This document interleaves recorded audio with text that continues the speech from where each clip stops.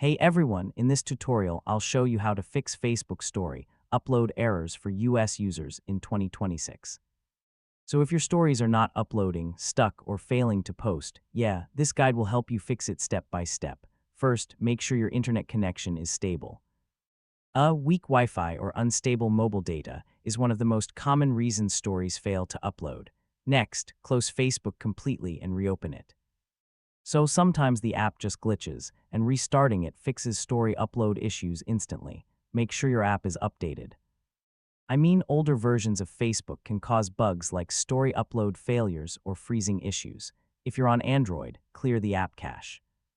And on iPhone, reinstall the app to remove corrupted data that may block uploads. Another issue could be your media file. So make sure your photo or video is supported, not too large, and in a proper format like JPG or MP4. VPNs or restricted networks can also block uploads. Try turning off VPN or switching between Wi-Fi and mobile data. And that's how to fix Facebook Story upload errors for US users in 2026. Once you check your internet, update the app, and fix file or network issues, your stories should upload normally again. If this guide helped you out, feel free to check out more Facebook troubleshooting tutorials. Hey